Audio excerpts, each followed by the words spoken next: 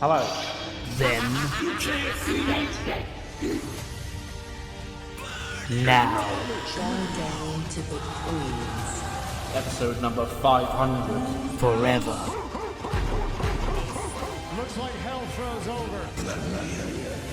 Without any more further ado, Together. let's jump straight into the show. Hello and welcome to episode number 65, I believe, of the TEW IX Challenge Run. We're here for SmackDown for Friday the 8th of November 2024.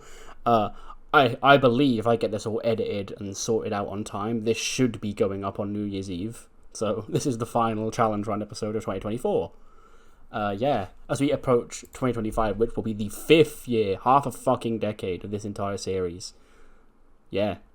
But anyway, on the main event tonight, we've got a WWE Tag Team Championship match. KO defend the championships against SmackDown's newest team, the Motor City Machine Guns. Have had an impressive run so far since coming to SmackDown. Can they win gold after just, month and a half, maybe?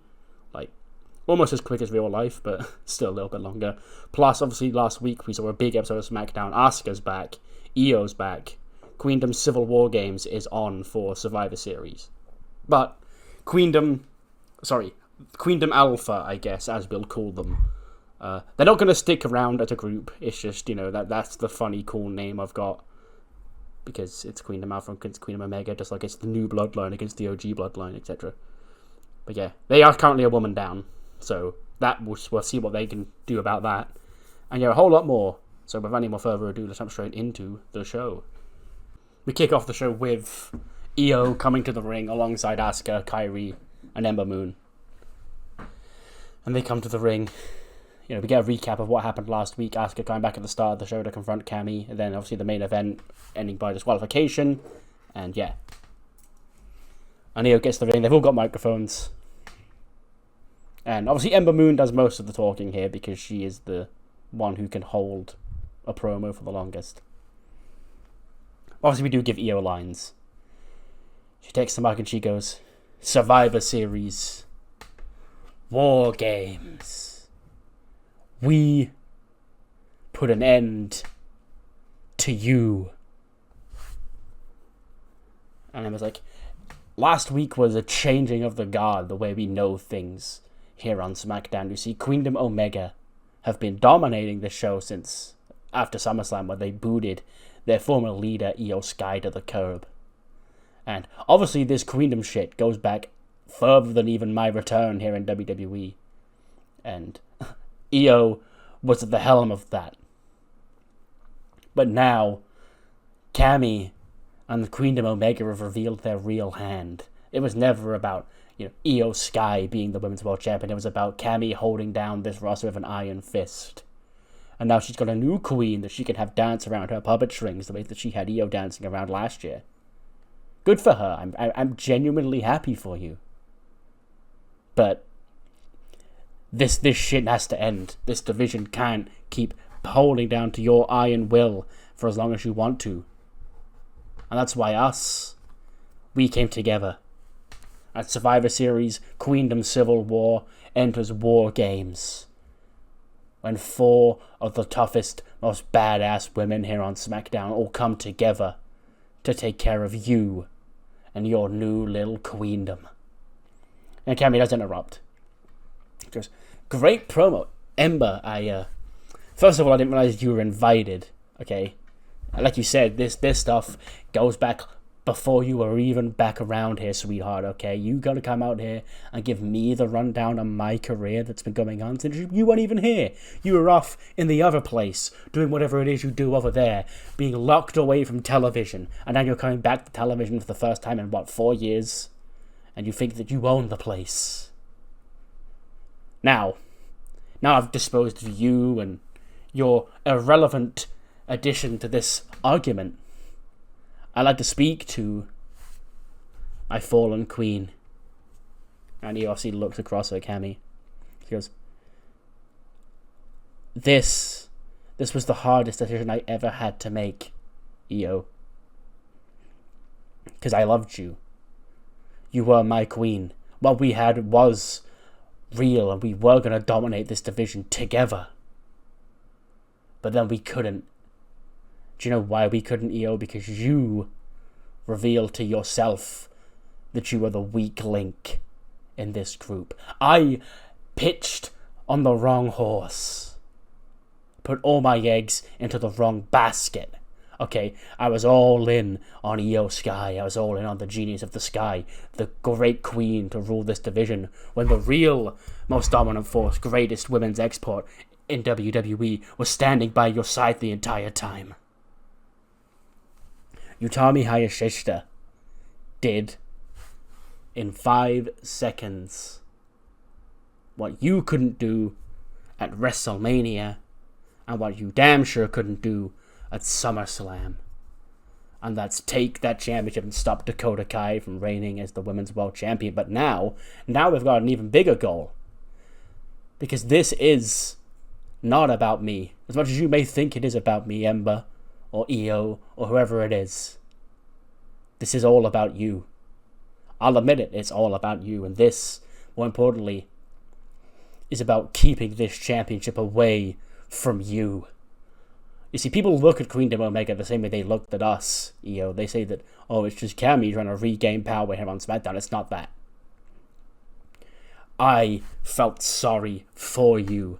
I handed you a championship that you should never ever have held. And now I've got to do everything in my power to keep it out of your hands. Dakota having that championship. Sure. I didn't like it, but I'd accepted it. But it cannot fall back into the power of some power-hungry queen who drove me away. Okay? Who drove away Dakota Kai, who drove away Tegan Nox, who drove away Piper Niven. The only reason Queendom is still standing here today is because of the toughness and the resilience of not only myself, but the former heir apparent and now queen, reigning Women's World Champion, Utami Hayashishita. And this sisterhood that we've now built as friendships, as a brotherhood, as a queendom.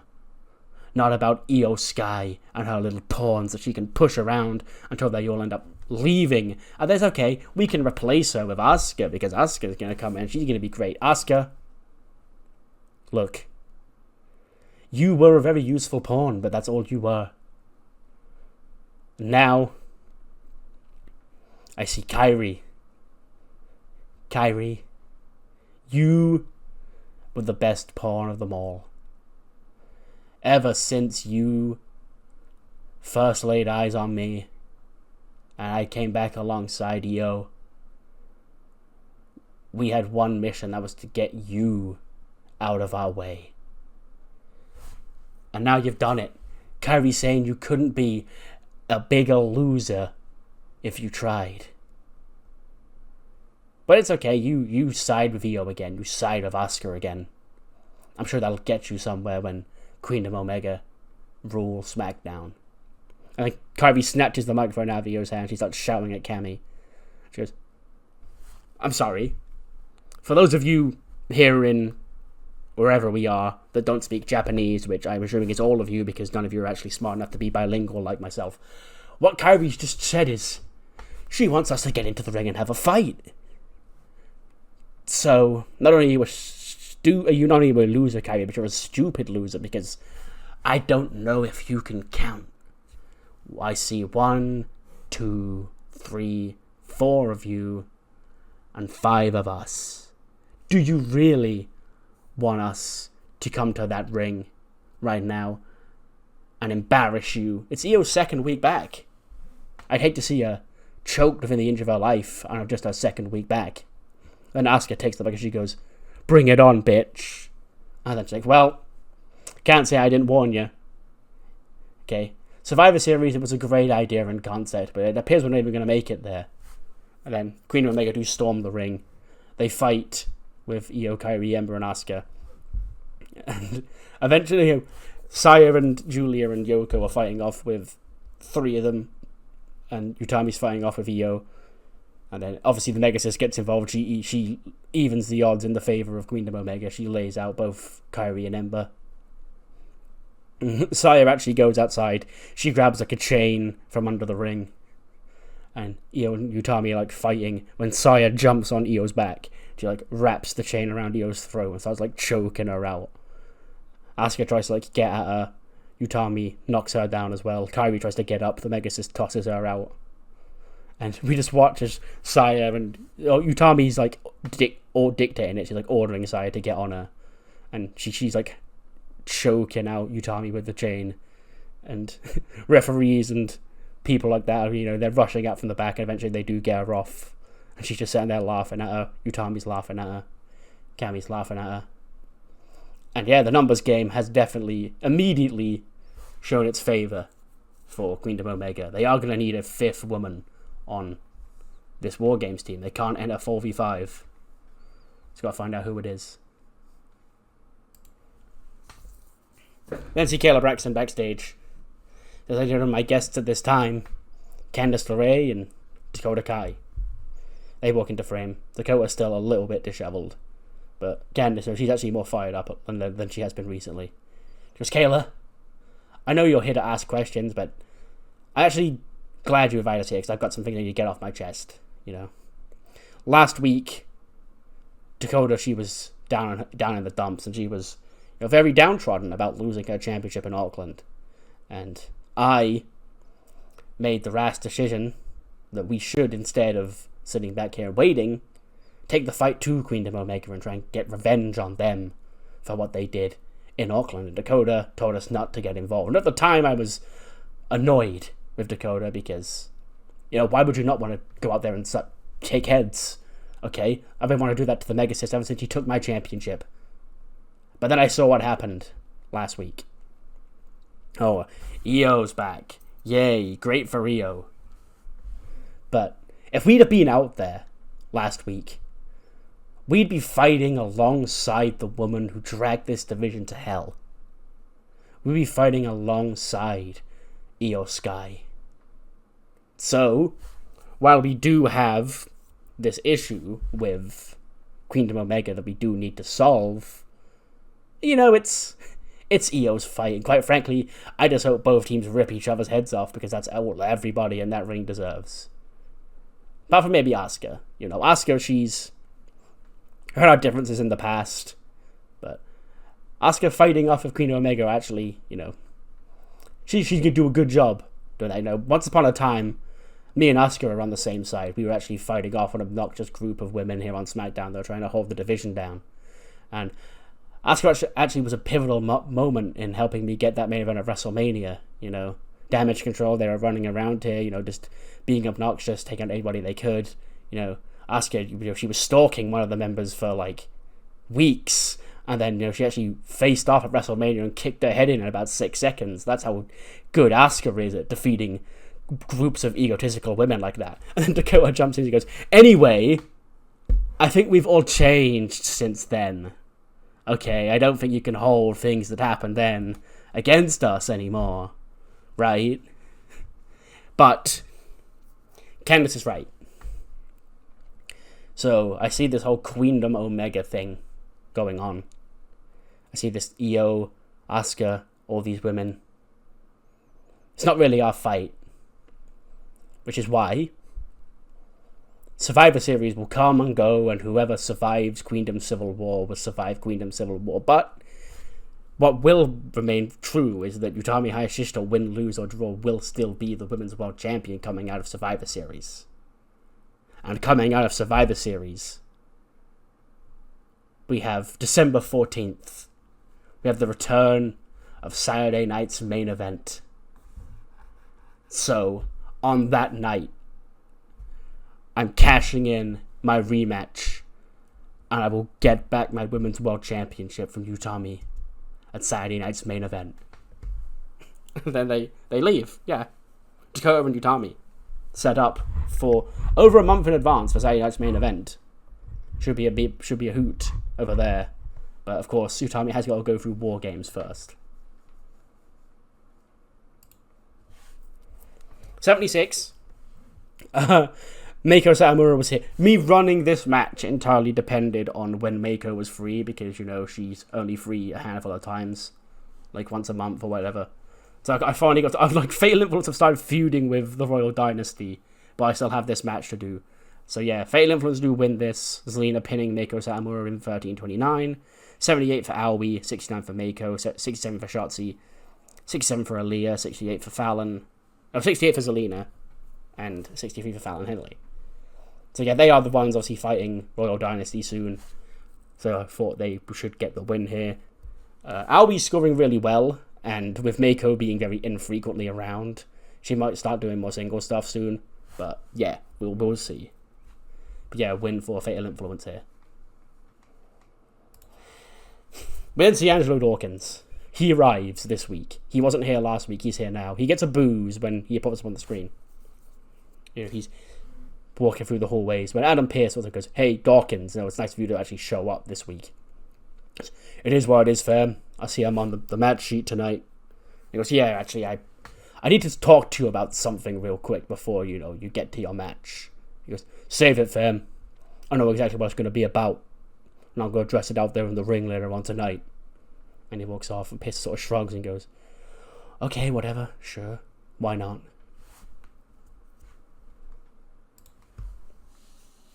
Then see Daniel Bryan. Him and Miles Bourne are sort of warming up for... They've got a tag team match against Jonathan Gresham and Oney Lorcan coming up next, I think. Yeah. Either next or later on tonight, shortly. And then William Regal and the Creeds approach them as they're warming up. He goes, "How are you holding up?" He goes, "You know, Regal, my neck is never going to be 100%, quite honestly. If I said that my neck hurts, that would be nothing new. That'd be like saying the sky's blue, because my neck's hurt for about 20 years at this point. But I'm ready. Tonight, got Oney and Jonathan Gresham, two men that I either brought into this company or helped revive the career of here. If they think Pete and listening to Carmelo Hayes is going to be beneficial for their career, then best of luck to them." It goes about that, actually. It's actually about Carmelo Hayes and this whole thing, you see. We have Carmelo Hayes on their side. We are outnumbered in this war, so I've actually called upon somebody that I think could be a very good help, helping us fight off the Dragon's Dojo. Braun goes, "Great, I'm sure that'll be someone useful." It is up next, okay. In an 80 rated match, Daniel Bryan and Miles Bourne do pick up the victory, Bryan pinning Jonathan Gresham with the Busaiku knee. I just noticed the scores. Jonathan Gresham and Daniel Bryan scored the same overall rating. Like, okay, sure. 67 for Oney Lorcan and 55 for Miles Bourne. Anyway, Charlie Dempsey, of course, who else would it be, is the man who comes to the aid of Daniel Bryan, Miles Bourne, and the Creed. Both the Creeds are out there as well, obviously. It says they all targeted people in the match, but they didn't really. It was just they were sort of like going to a schmoz at ringside, and then Bryan pinned Jonathan Gresham to win the match. But yeah, Regal calling upon someone he knows quite well in Charlie Dempsey here tonight. After the match, we go to ads, then we cut backstage. Bryan and Regal meet up again, and Regal introduces, he goes, "Bryan, somebody I would very much like you to meet. You know, during my days in the Regal Coalition, I took a lot of young prospects to the top here in WWE. You know, Gunther, Pete Dunne himself, unfortunately. And Charlie here has had quite a rough time trying to find his feet here in WWE, and that's why I'm officially trusting you, you know, to take his career to new heights for me." Bryan goes, "Well, Regal, that's a great honor, but, you know, I'm not sure how much help I'm actually going to be, because, you know," and then Aldous walks in, he's like, "Boys, I saw that big schmoz out there just now." And he's like, "Yeah, you know, shit got out of hand, really." Because it did indeed get out of hand, which is why at Survivor Series, we're going to settle this in a traditional Survivor Series tag team match. It's going to be you, Daniel Bryan, teaming with Miles Bourne, the Creed brothers, and baby Mr. Regal here, against Pete Dunne, Dante Rios, Oney Lorcan, Jonathan Gresham, and Carmelo Hayes. And he walks off, and Regal goes, "Well, finally it's time to shut all them guys up, right?" Bryan's like, "Yes." So yeah, we have a number of Survivor Series tag matches being set. We've got this one, the one on Raw, There's another one on SmackDown, obviously brewing as well. But yes, I think it's 3 of them and 2 War Games matches. You know, fuck it. Survivor Series, go big. We then see a pre-tape. Chris Jericho finds Hams and Haley in the Learning Tree U/Chase U building, whatever it is, and him and Morgan, walk up to him. He goes, "Hi, girls." He's like, "Hey, Mr. Jericho, how you doing?" He goes, "Please, call me Chris. Actually, you can call me Chris. You," he says, pointing to Hams. He goes, "Last week, I gave you the opportunity of a lifetime. You got to represent the Learning Tree in tag team action, teaming up with my prized female student, Morgan Daniels, in a great reunion of your great tag team. And you threw it all away. Okay, now here at Learning Tree University, we're less free with handing out positions than they were at Chase University. And actually, the big merger, it really did take a lot out of my checkbook. So, if you want to keep your spot here and don't want to get pushed to the curb, then it's probably best for you to buck your ideas up before I make that decision for you, okay?" And then Thea Hale sort of walks past. She's like, "Haley, you and I, we were Chase U together. You were my first best friend in Chase U. You know what to do here, right? Like, I've been through this with Keith, Mr. Chase, and now you. You're gonna let this guy talk to you like this? Really? You know what you can do? You can stand up for yourselves and get a backbone, or you can continue to be walked all over. I stopped that, and I feel great. Maybe you should learn a lesson or two from me rather than out of touch, washed old man over here. Because who do you think you're talking to, kid? In fact, how do you even get on the premises here today? You quit, okay? You're a quitter and a loser, and we don't want that kind of mentality here in the Learning Tree. As a matter of fact, you over here," she's like, Haley, yes, you need to teach this arrogant young woman a lesson, not to disrespect the Learning Tree. So tonight, you two are gonna go 1-on-1. And Thea sort of shrugs her shoulders. He's like, "Well, I was hoping I could talk some sense into you, but that's clearly not going to work, so maybe I can beat it into you instead. See you out there, bestie."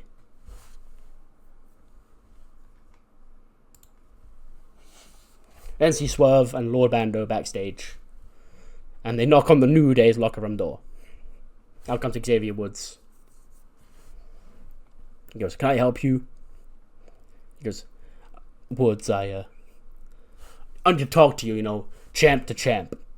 So, Big E, Kofi, they can come out here as well. They're champs too. Tonight, Big Bronson Reed's going to go out there. Bando's going to be out there by his side, but he told me not to get involved. He told Bronco and Lucian not to get involved.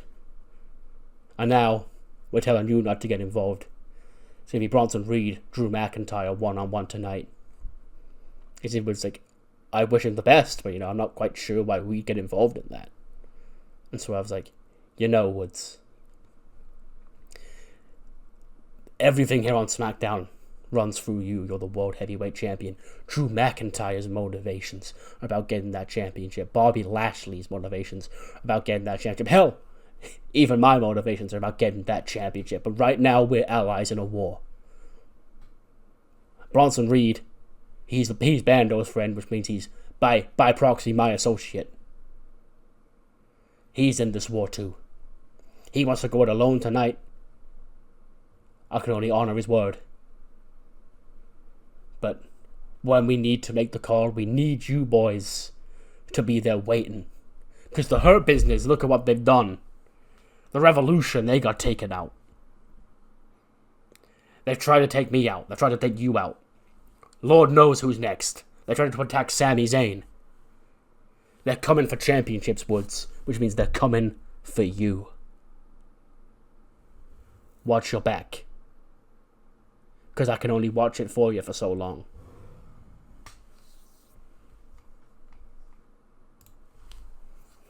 '68 Red Tag match. Just to give Shayna and Carmella a win, they beat Kalani Jordan and Lash Legend. You know, they're both in NXT. I want to give them this opportunity to see if they can get like some pop caps or skill caps, because you know they're obviously two women that you will see come up at some point. 72 for Carmella, 79 for Shayna Baszler, 39 for Lash, 36 for Kalani. And yes, big win for Shayna and Carmella. After the match, though, Shayna Baszler takes the mic. She goes, "We said, okay, last month that we were tired of these fake-ass women's tag teams running around here with these tag team championships, seeing Becky Lynch run around with whatever her latest midlife crisis is with these tag team championships. We go to Auckland as the number one contenders. We don't get pinned, but yet here I see opportunities being handed out to Naomi and Shantae on ECW. Now, I know the real reason why Becky's done that, but quite frankly, she continues to be a disgrace to the women's tag team championships. And we need to solve that, and we need to solve that right now."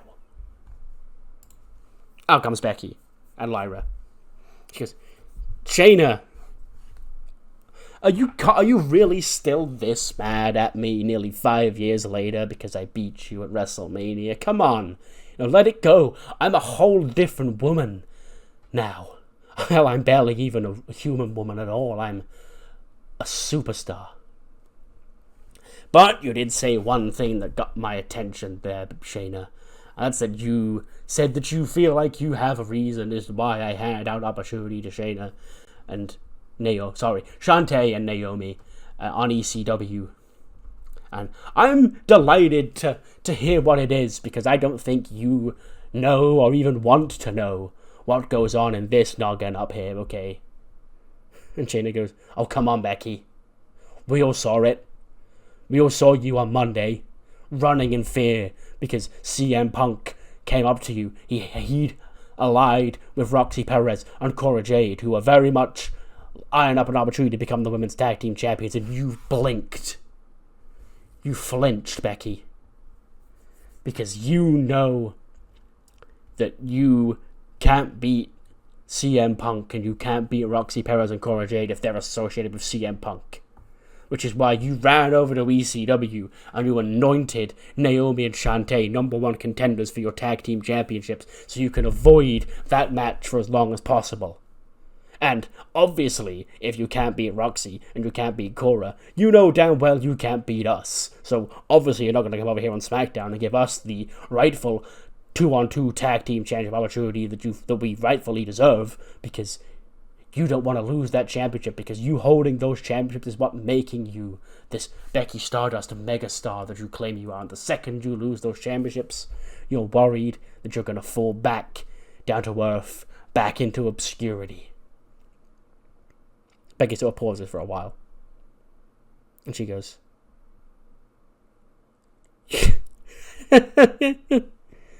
"Shayna, babe, you couldn't be any more wrong. You see, it's not the championships that make Becky Stardust a megastar. It's Becky Stardust that makes the championships worth holding. Okay?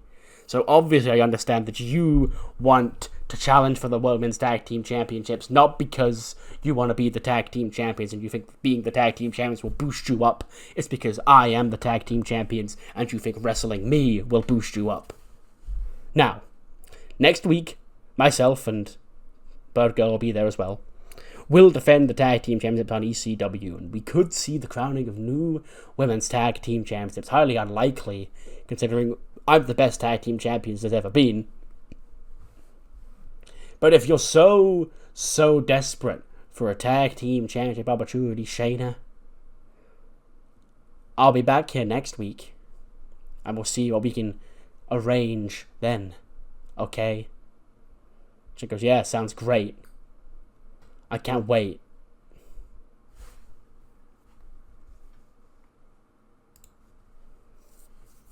We then see Fatal Influence, after their match. And they're just bragging about their victory. When Charlotte and the Royal Dynasty walk into fame, she goes, "Wow, Saw your match out there tonight. Big win. Nice win.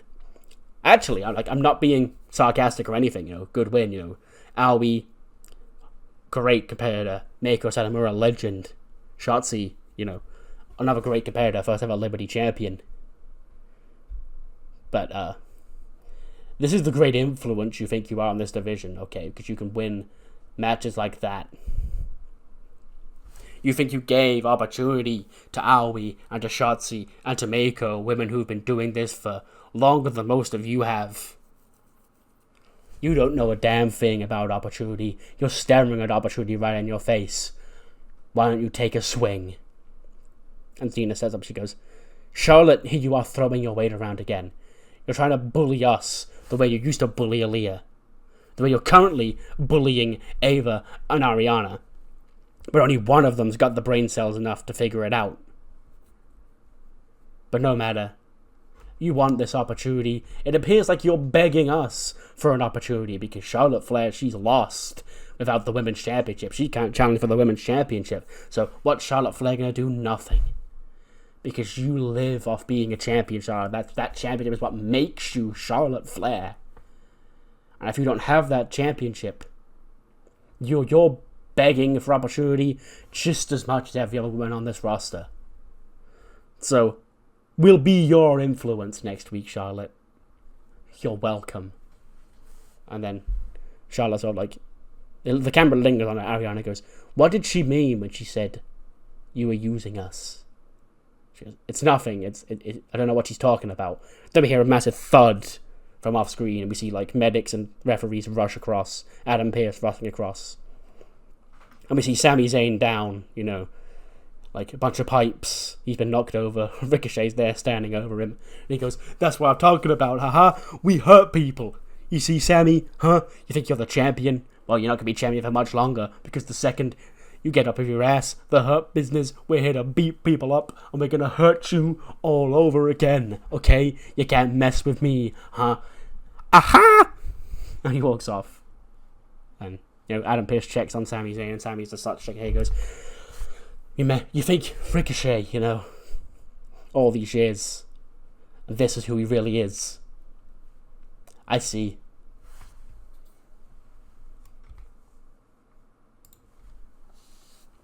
Quick video package.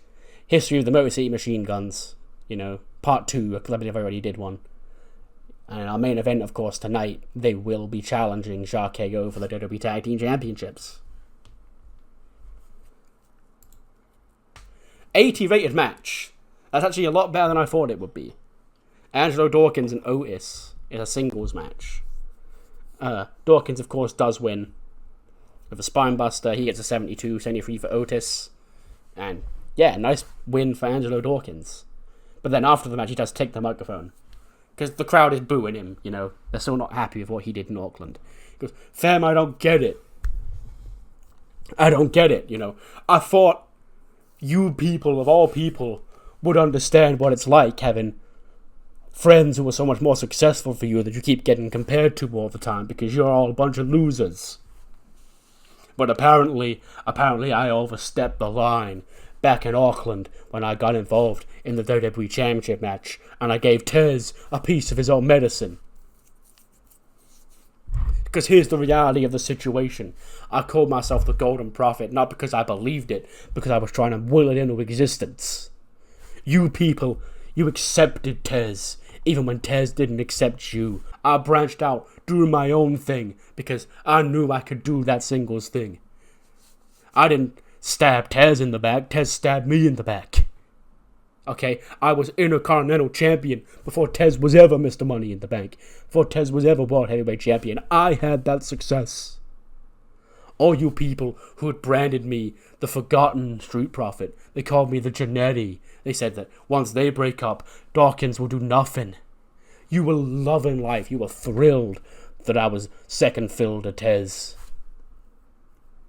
There's only so much a man can take before he gets broken down by this sick, twisted business. I ain't a bad guy.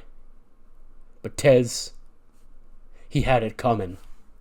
That's when Johnny Gargano's music hits. And he comes out and he goes, Angelo, I I heard what you were saying in the back just now, and I thought that, you may be questioning why I, of all people, have come out here right now, and it's because I know what you're feeling. But this isn't you, man.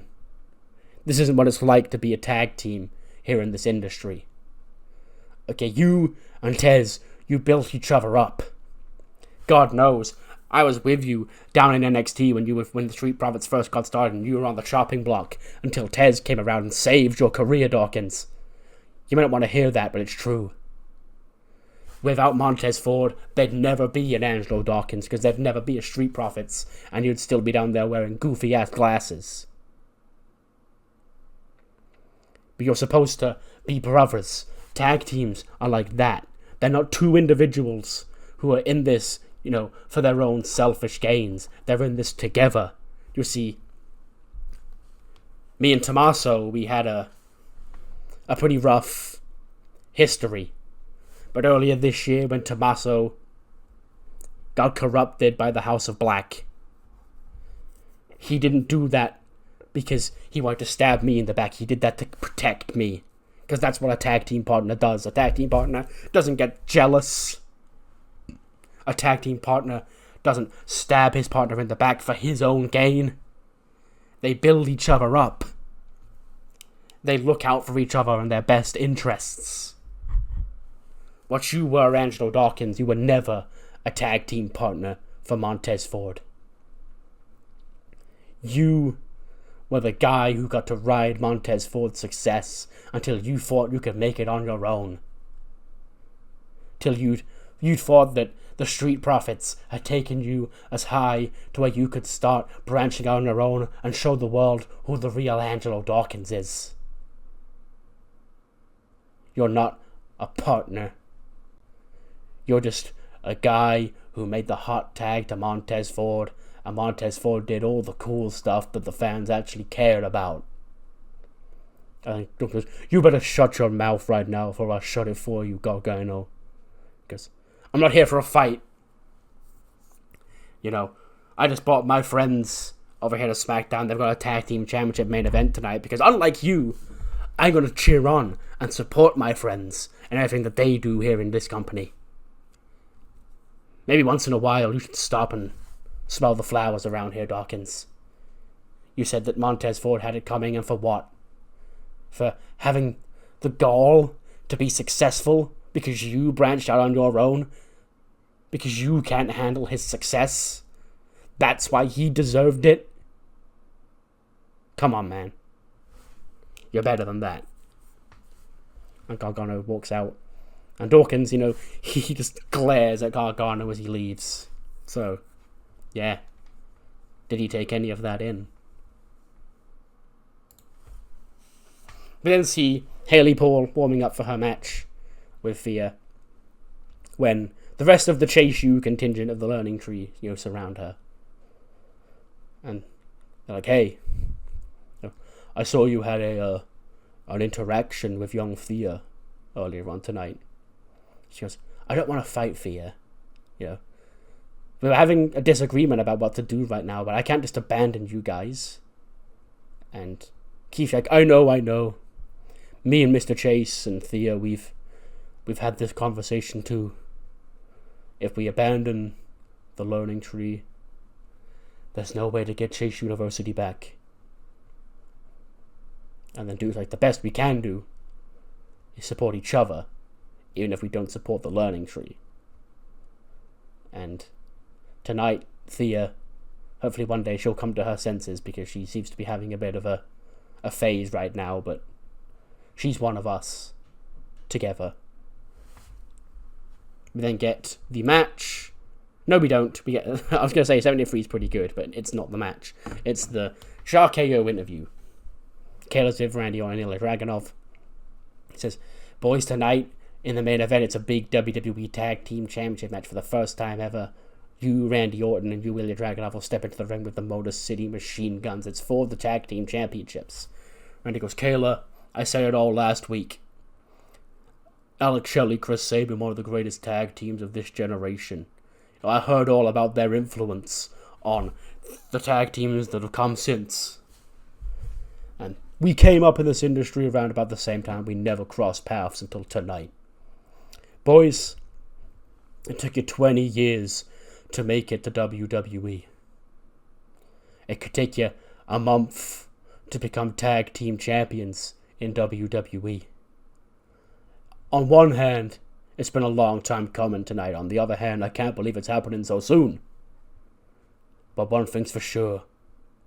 At the end of the night, the greatest team here on SmackDown will be the WWE Tag Team Champions.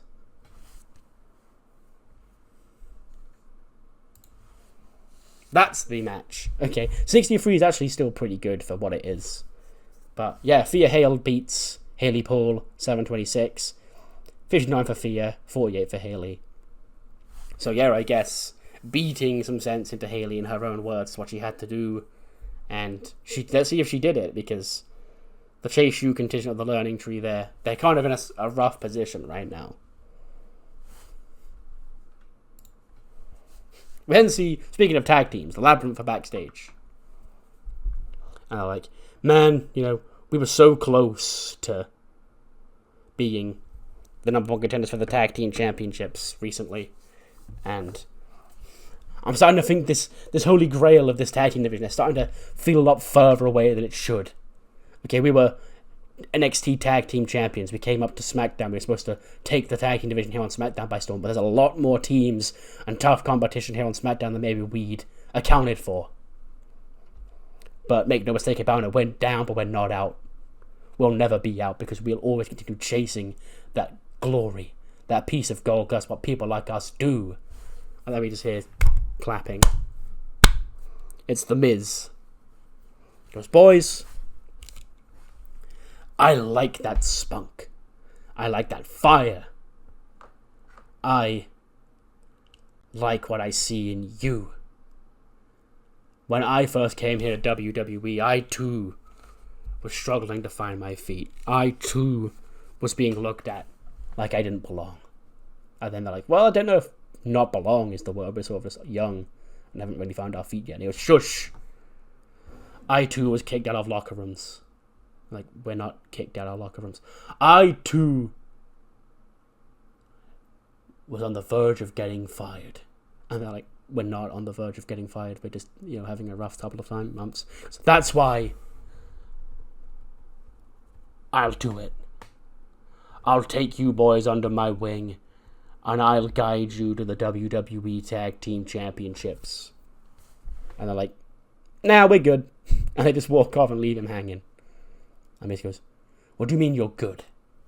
Okay, I poured my heart out to you and everything we have in common, and you turn me down? You'll regret this.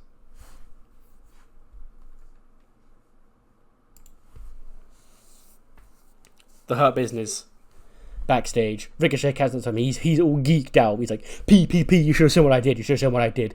Sami Zayn, he didn't know where on earth he was coming from, and I smacked him from behind, okay? I took his ass out. Down he went. Boo! He didn't ricochet off the walls. Oh, no, sir. He smacked against those walls. He went thud, and all the pipes around him, they scattered. Pew, pew, pew, pew, pew. And he's being checked to by the doctors, P. We did it. I heard him. We hurt people. And then P's like, yeah. A good one, Ricochet. But, you didn't run that one by us, did you? And he goes, well, we do that? He goes, well, ideally, you don't want to go off on your own in case, some of our other enemies that we've made recently spot. But you're lucky this time, kid. You're lucky this time you managed to get away with it. But next time, give the almighty Bobby Lashley a call and he'll take care of business for you. And he goes, that's great. Okay, and soon Sammy's going to want to fight me. He's going to put that title on the line, and I'm going to be your next United States champion. Ha ha! And he turns around and he's head to chest with Drew McIntyre. And Drew sort of shoves him out of the way. And he goes, we're currently on the same side in a war. I saw that son of a bitch Swerve talk about it earlier on tonight. I've got Bronson Reed. He's not bringing Swerve out there.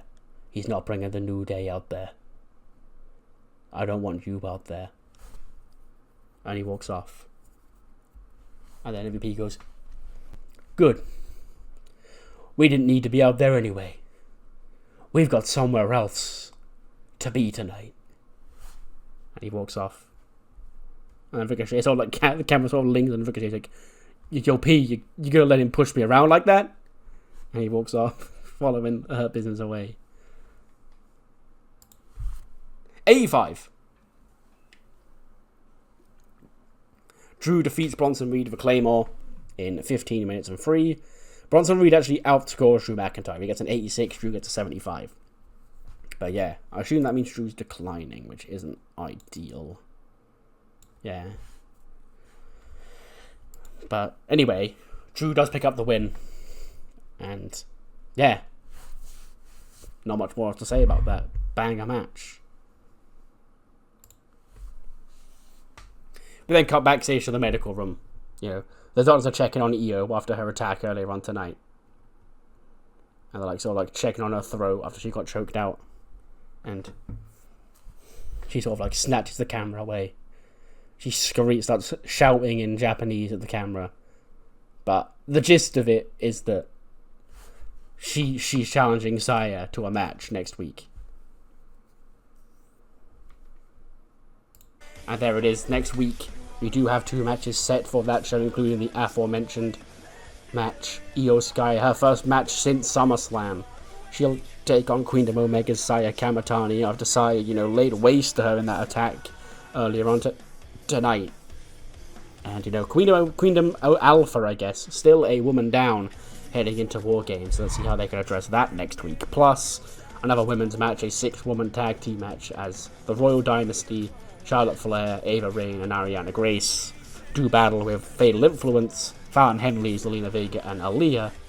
And yeah, all on the road to Survivor Series. And speaking of Survivor Series, we have a new match officials for that show, and that includes Daniel Bryan teaming with Miles Bourne, the Creed brothers, and Charlie Dempsey in a traditional Survivor Series elimination match where they'll take on Pete Dunne, Oni Lorcan, Dante Rios, and Jonathan Gresham with the Dragon's Dojo, plus Carmelo Hayes will be on their side.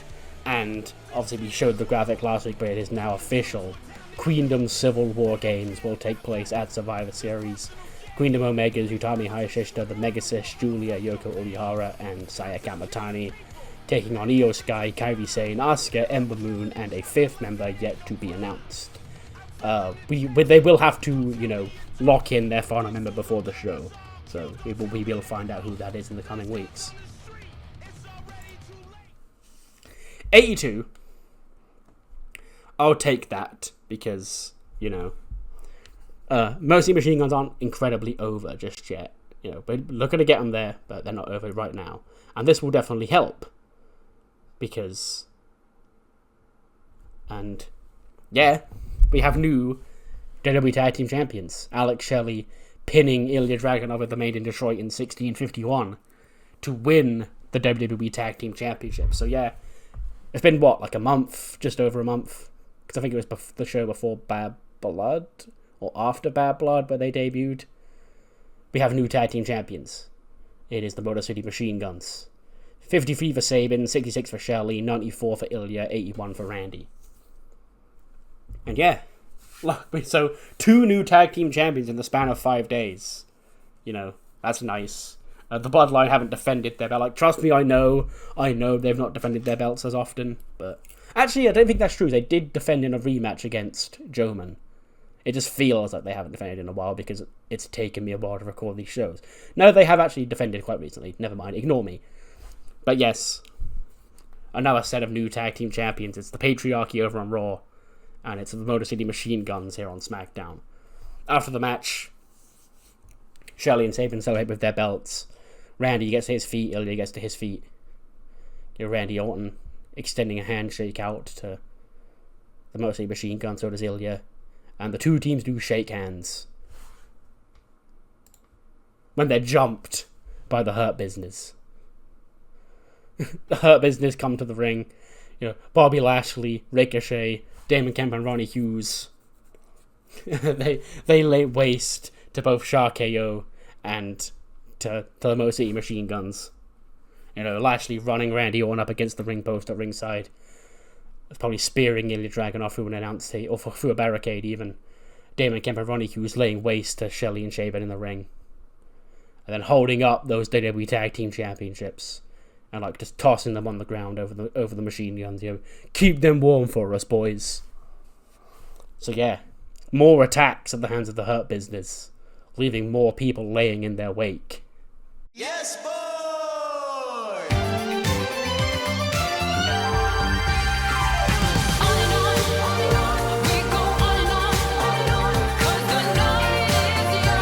When out rush Pretty Deadly with their tag team Money in the Bank briefcase. They slide into the ring. They hand the tag team Money in the Bank briefcase over to the referee. And we do have a cash-in right now. The Machine Guns, just 5 minutes after finally becoming WWE Tag Team Champions, will defend the belts again against Pretty Deadly in their tag team Money in the Bank cash-in. And we do have new tag team champions once again. Pretty Deadly do win the championships. Spilt Milk, nailing Alex Shelley, pinning him down. 1, 2, 3. And Pretty Deadly are the WWE Tag Team Champions. So why did I do this here? I wanted to do the cool thing they did in real life, where the Machine Guns won the belts really quickly.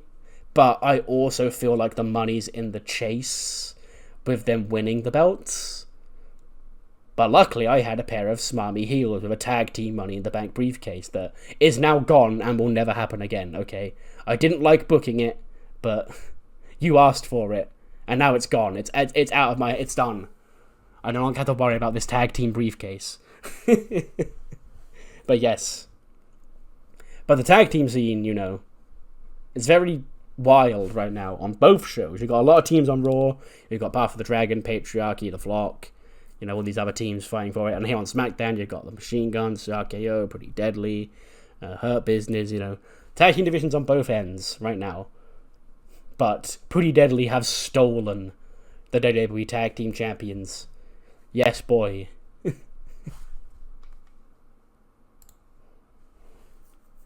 80. Yeah, pretty fun rated show, considering, the closing angle was a 67. And yeah, what matters was you thought of the show. Do let me know what you thought in the comments below. I'll see you on the other side for Velocity. A pretty simple Velocity show tonight, because I'm kind of short on time, and we are building to the big episode of Velocity ahead of a Survivor Series. The show kicks off with the Great Britain himself, David Martin and Amira, coming to the ring. He's the number one contender for the Speed Championship. He's set to challenge Javon Evans for the belt in 2 weeks' time. And yeah, he's cutting a promo, how he's the greatest British cruiserweight there is. He wasted 2 years of his career pretending to be someone he wasn't. Because what he is the greatest British wrestler in this company today. You can take your Pete Dunnes, you can take your Dudley Davis, you can take everybody else, even Drew McIntyre don't have a candle to the Great Britain, David Martin. And, RKJ comes out, he takes exception to that. And that's our opening match of the night. It's going to be David Martin taking on RKJ. Gets an 82. David Martin gets an 87. Holy shit, banger. 62 for RKJ, who was also off his game. So yeah, that's still a pretty good rating for him. But of course, it is David Martin who wins. It takes him slightly longer than 5 minutes. 12:23, he beats him with the Arc of Triumph. And yeah, he will, challenge Javon Evans for the belt in 2 weeks' time. And yeah, nice win just to get him on track. We then see Roderick Strong backstage, getting ready for a match. When Bobby Fish he goes, "Roddy, boy, am I glad to see you." He goes, "Bobby, listen, I told you last week. This isn't a thing anymore, Our days together are done. I'm looking to become my own man here on Velocity, become the Cruiserweight Champion. I didn't even know you were back around here anymore. I thought you were gone." Bobby goes, "Listen, but Roddy, you actually should be thanking me that I am here, because I'm actually the reason that you're getting booked here tonight, and there's no lie there, because I got us a tag team match coming up next. Roddy goes, what do you mean tag team match? I don't want a team with you, Bobby. He goes, no, you gotta love the opportunity. We're facing off against two members of MSK, Leslie Young and Tristan Ellison, who are actually contenders for the Trios Championships coming up. So if we win this match, we could get a good footing in the Trios Championship ranks. Where's the lie there? Roddy goes, okay, Bobby, and who would be our third partner in that match? And he's like, and Roddy goes, great, okay, we'll see you out there, Bobby, I guess. So we get a tag team match. It is Leslie Young and Tristan Ellison against Roderick Strong and Bobby Fish. Because 75. They've got great chemistry teaming together. I didn't even know that. Sure, let's go. But they do pick up the win. They weren't supposed to pick up the win. I must have made a mistake there. I must have just out of instinct had them going over. No, so ignore that. Tristan Ellison and Leslie Young defeat them. Ignore what the text says on the screen. They pin Bobby Fish because he's Bobby Fish. 78 for Tristan Ellison, 67 for Leslie Young, 78 for Roddy, 58 for Bobby Fish. And yeah, because why would I pin these when these are the people in the Trio Championship match coming up in 2 weeks' time? Our main event gets a 77. Ashanti the Adonis against Angel Garza. Just to give Garza a nice another win heading into his match with Cedric Alexander. He beats Ashanti with the wing clipper in 17:49. 93 for Garza, 70 for Ashanti. And that ends Velocity, that ends the show. Because 76, sure, nice little Velocity. And what matters more, though, is what you thought of the show, mainly of SmackDown.